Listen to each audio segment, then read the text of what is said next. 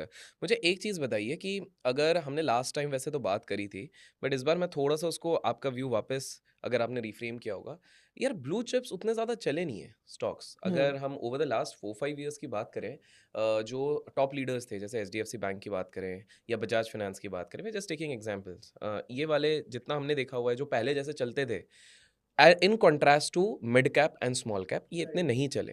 आपको लगता है आने वाले समय पे भी नहीं चलेंगे या इन्वेस्ट करना चाहिए कि भी नहीं करना चाहिए या छोड़ ही दो भाई उससे बेटर है मिड कैप ही कर लो? Have you are you having any opinions around the same?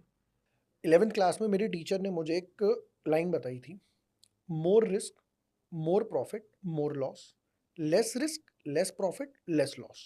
तो ये जो सेकंड लाइन है, वो ब्लू चिप के लिए है कि ब्लू चिप का सिंपल है, वो वोलेटाइल कम है, तो नीचे भी कम जाएगा और तो ऊपर भी कम जाएगा। एचडीएफसी बैंक का आप एग्जांपल ले लो, एक ही रेंज में चल रहा है। आईसीआईसीआई बैंक उतना नहीं गिरा जितना स्मॉल कैप मिड कैप गिरे।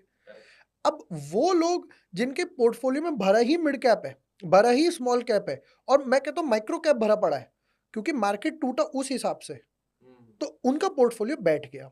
अब वो धीरे धीरे रिबाउंड करना शुरू कर रहा है। दूसरी तरफ जिनके पास सिर्फ है ही लार्ज कैप, कि भाई मैं पैनिक नहीं कर सकता, मैं हार्ट का मरीज हूँ, बीपी मेरा फ्लक्चुएट करता है, जी, मैं ब्लू चिप में बिलीव करता हूँ, मैं अंबानी में, अडानी में, टाटा में, इन्फोसिस में, विप्रो में, एसबीआई में, आईसीआईसीआई बैंक, एचडीएफसी, इन सब में बिलीव करता हूँ। जी, वो लार्ज कैप यानी ब्लू चिप की तरफ जाएगा, ठीक है। जिसको सेफ्टी चाहिए। मिड कैप स्मॉल कैप वाले का पोर्टफोलियो अगर 15% के आसपास गिरा तो उसका 7-8% के आसपास गिरा है, करेक्ट। जो निफ्टी बिल्कुल, भी बिल्कुल गिरा सही, हमारा। बिल्कुल सही। अगर आपको सेफ्टी चाहिए, रिस्क कम चाहिए, तो रिटर्न्स भी कम मिलेंगे। आप ब्लू चिप में पेशेंटली आराम से इन्वेस्ट कर सकते हो। बजाज फाइनेंस है, बजाज ऑटो है, बजाज फिनसर्व है, इतने सारे गॉट ब्रांड्स इट, हैं। Got it. ठीक है, क्योंकि ये ऑलरेडी इतनी मार्केट कैप पर पहुंच चुके हैं। जी, हल्का अगर प्रॉब्लम क्या आती है, पिछले क्वार्टर में प्रॉफिट था जस्ट एन एग्जांपल 1500 करोड़ के आसपास, जी, किसी भी कंपनी का एग्जांपल ठीक लेते है, हैं। ठीक है, अब की बार प्रॉफिट आया मान लेते हैं आपका 1600 करोड़ के आसपास, ठीक है। 5-6% ग्रोथ है, बिल्कुल, या रिजल्ट अच्छा नहीं लग रहा, ये गिर जाता है। भाई 1500 से 1600 आया है, 100 करोड़ प्रॉफिट। आप ये देख रहे हो 100 करोड़ है, बट आप ये नहीं देख रहे कि उसने 1500 करोड़ वाला भी मैनेज करा, उसने गिरने नहीं दिया अपना प्रॉफिट। तो वो टीम कितनी बड़ी लगा रहा है, अब टीम बड़ी लगाएगा तो ज्यादा प्रॉफिट होगा, तो भाई एक्सपेंसेस भी तो उस हिसाब से है ना, सैलरीज वगैरह में। मार्केट में इतना कंपटीशन आ गया है कि कितने सारे हैं जो अपनी कंपनी लॉसेस में चला रहे हैं। इंश्योरेंस की एको की बात कर लेते हैं, ठीक है।